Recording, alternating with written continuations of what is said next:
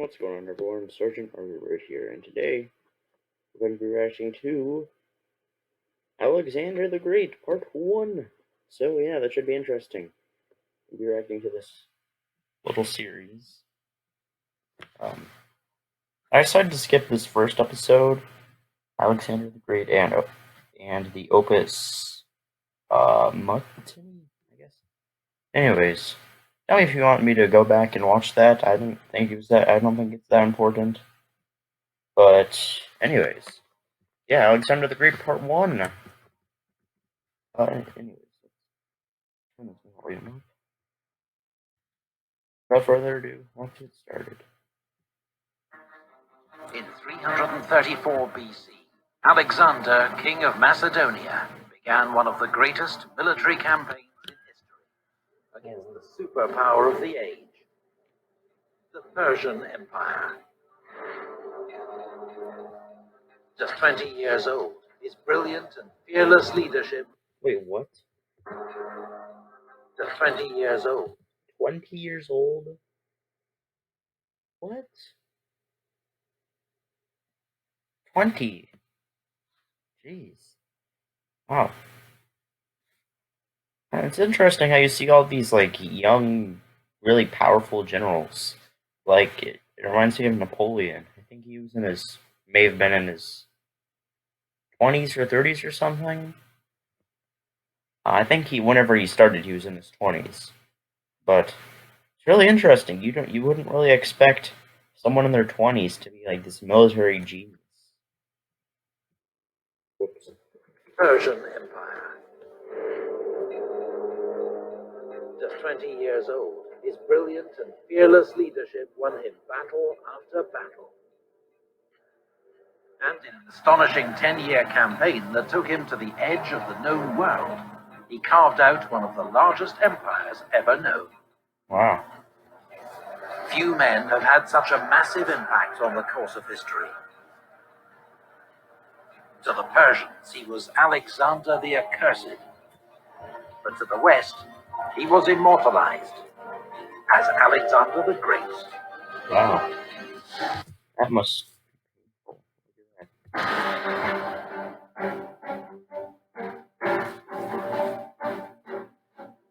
Alexander the Great, Part 1. Ancient Greece. Wait, what? What is that?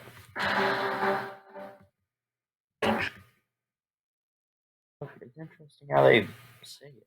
Magna Graecia, or wherever that. Whoa. Ancient Greece. From around 500 BC, this rugged land was the scene of remarkable developments in art, philosophy, and warfare. Its two greatest city-states were Athens, a naval power where democracy, art, drama, and philosophy flourished, Sparta. and Sparta, an austere, militaristic society famed for its formidable army. Oh, look at those nice robes. In 480 BC, these two city-states had joined forces to fight an invasion by the mighty Persian Empire. At the narrow pass of Thermopylae, a small Greek force led by 300 Spartans held up the enormous Persian army for 3 days. Wow. Before they were finally encircled and killed. Heard about that story before. It's really interesting. Then, in the Straits of Salamis, the Greek fleet defeated the Persian navy. Look at those boats.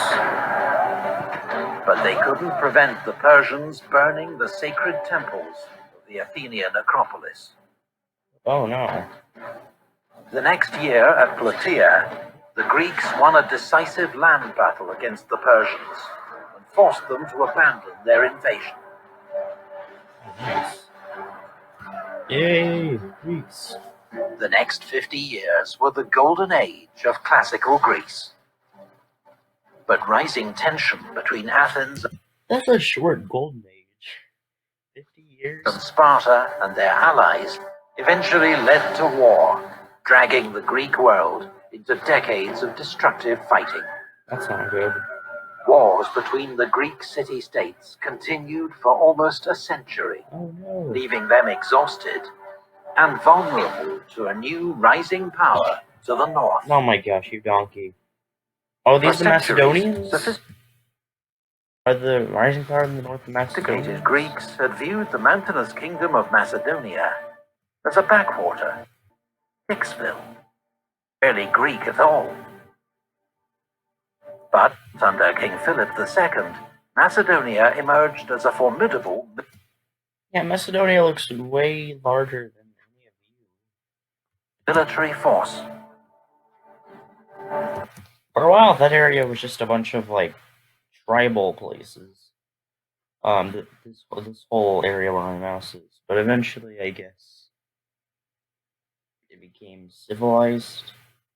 Then I guess they created Macedonia? I don't know how Macedonia was created.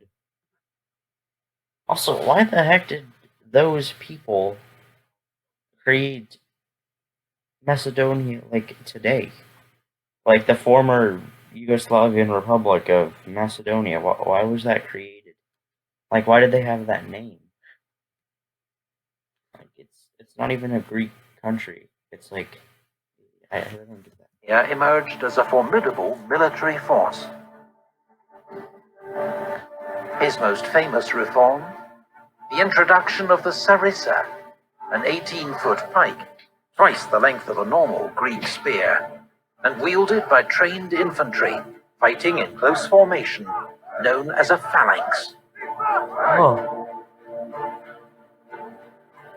In 338 BC, at the Battle of Chaeronea, Philip's army crushed the joint forces of Thebes and Athens. Wow. But can they defeat those Spartans? Through alliance and conquest, Philip had already gained control over most of his neighbors. Now, following this victory, he united all Greece in an alliance known as the Hellenic League, or League of Corinth, with Philip as hegemon, or supreme commander. Oh look, Sparta's still holding on. Only Sparta stood aside. Philip began to plan a great campaign, a pan-Hellenic or all-Greek war against the Persian Empire. Their old foe what? Look how small they are compared to them. Was now an ailing superpower, its great riches ripe for the taking. What? But on the eve of launching his war, Philip was assassinated by his own bodyguard, victim of Macedonia's brutal court rivalries. Rude. He was succeeded by his 20-year-old son, Alexander. Brilliant, restless. I guess it was actually a good thing, so we can get Alexander the Great. Tutored by the great philosopher Aristotle, and already an experienced... Yeah, that's really interesting how he was taught by Aristotle. Military commander. Alexander inherited his father's grand plan to invade Persia, but first he had to secure his own position as king. At home, he had potential rivals executed, then crushed rebellions in Illyria, Thessaly, and central Greece. He made a special example of Thebes, completely destroying the ancient city and selling its people into slavery. Rude. In the spring of 334 BC, now ready to launch his war against the Persian Empire, Alexander led his army across the Hellespont into Asia Minor. It was the start of one of the greatest military campaigns in history. Macedonian army.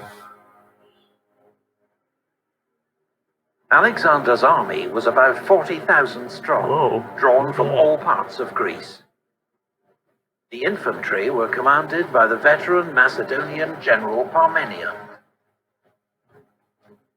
In the front rank, 9,000 Macedonian phalangites armed with the 18-foot sarissa. These were professional soldiers, well-trained and drilled, who formed up for battle in the phalanx, 16 ranks deep. That must be terrifying. It's just like, it looks like just a wall of spikes. It's horrible. How do you pierce that? This packed formation presented a solid wall of iron spear tips and was virtually unstoppable. But it was also... Like, you can use bows, I guess. You can use arrows to shoot them. So difficult to maneuver and highly vulnerable to attacks on its flanks or rear. So 3,000 elite infantry, the hypaspists, or shield bearers, armed with shorter spears, guarded its flanks. They were commanded by Parmenian's son, Nicanor. The second line of Alexander's army was made up of 7,000 Greek allies and 5,000 mercenaries, armed as hoplites. They took their name from the hoplon, their large round shield, and carried shorter 8-foot spears. Only 8 feet. A hoplite phalanx was not as effective as the Macedonian phalangites, but still well armed and heavily armored. Oh wow, there's 12,000 of them. I didn't realize that. The Agrianes were the army's elite skirmishers, expert javelin throwers from what's now southern Bulgaria. Other skirmishers from Thrace and Illyria were armed with javelins, slings, and bows.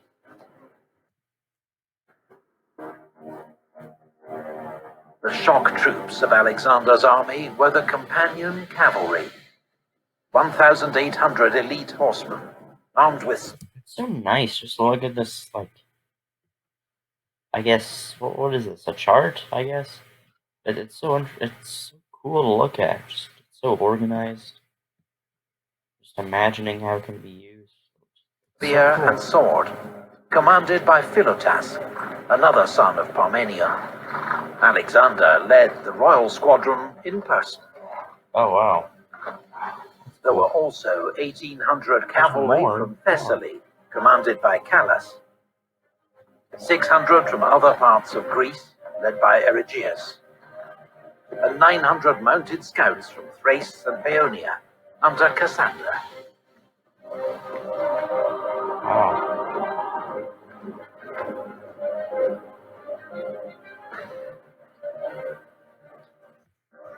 These videos must take so long to make. Like, they have to have, like, you just look at these animations, they're so nice. These videos are like 16 minutes each. I have to do all this research, it's so interesting. What the heck was that? Look at that, what was that? What was... Well, I guess it's like I'm supposed to be a modern map. It's kind of hard to see. Why would they put red text over, like, a pink color? I can't barely see. But wow, they have a lot of land.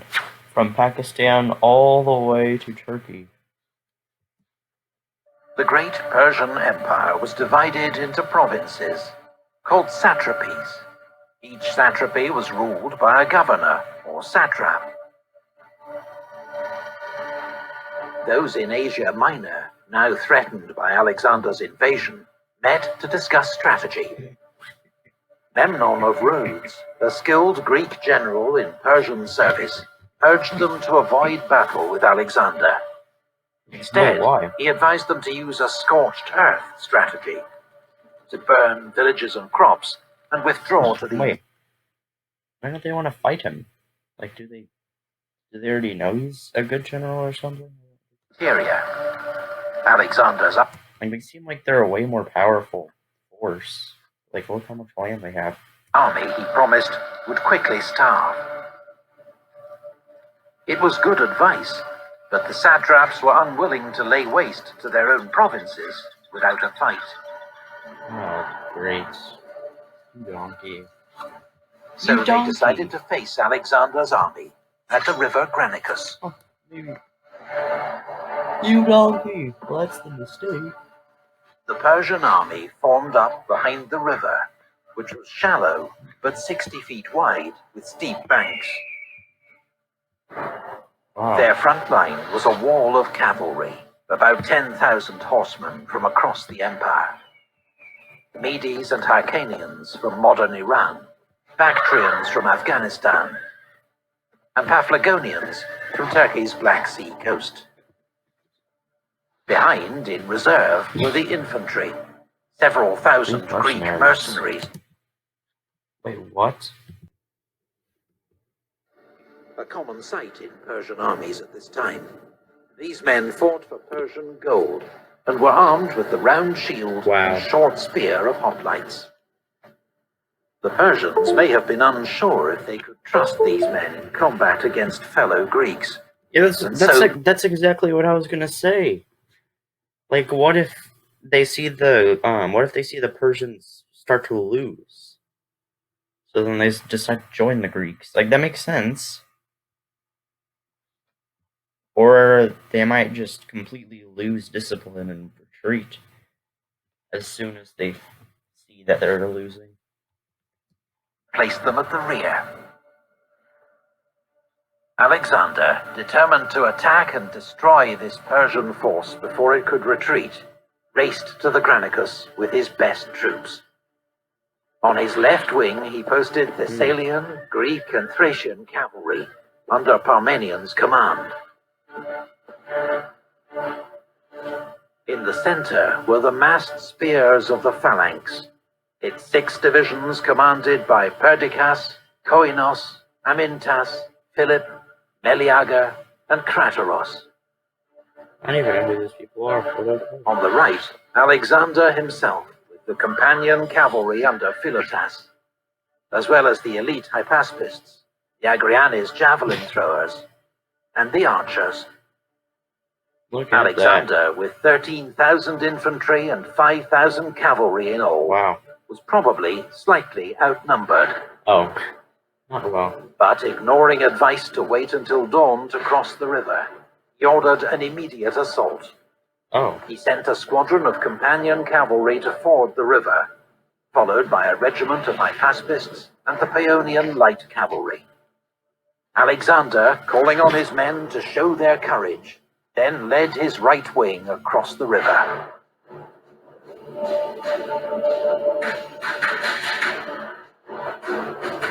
As they reached the middle of the river, the Greeks came under a hail of javelins, darts, and arrows from the Persian line. Those that made it to the far bank were immediately charged by the Persian cavalry. Jeez.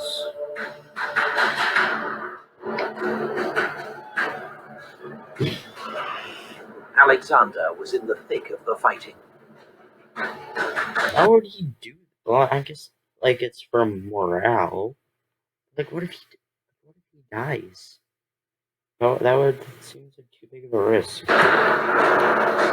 He attacked where the whole mass of their cavalry and leaders were stationed.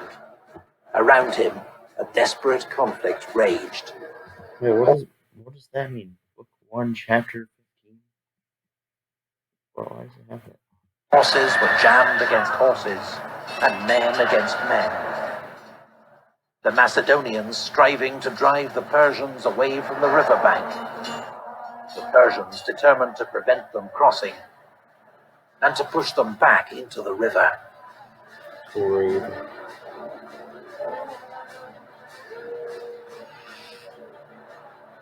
Alexander's attack seemed reckless, but he was buying time for the rest of his army to cross the river, including the irresistible Macedonian phalanx. Then, suddenly, Alexander was fighting for his life, charged by 2 Persian nobles. Oh, wow. Roesaces rode up to Alexander and struck him on the head with his sword, breaking off a piece of his helmet. But the helmet broke the force of the blow, and Alexander struck him down with his lance. Then, from behind, Mithridates raised his sword against the king. But Black Knight... How would they know this, though? Like, how do they know this actually happened? Son of Dropidus. Well, I guess maybe, like, Alexander wrote something somewhere. I don't know. Anticipated his blow struck his arm and cut it off, sword and all. Rude. Now the Greek army was across the river, and the Persian cavalry faced a wall of Macedonian spears. Yeah, oh gosh, the spears. Most turned and fled. Wow. They turned and fled. Most turned and fled. So, wow. The speed and shock of Alexander's attack meant Persia's Greek mercenaries hadn't even had time to join the battle. Alexander, in a blood rage, or possibly regarding these Greeks as traitors, ignored their appeals for mercy. Jeez. The mercenaries were surrounded on all sides and massacred. Wow. Look at that horse. Oh my gosh. Alexander had won a great victory. Asia Minor now lay at his mercy. But the Persian Empire was still a land of immense wealth and power. Already, it was... Wait, what? They're just gonna travel all the way up there? The Persians not have any more armies? mobilizing its vast resources to face him.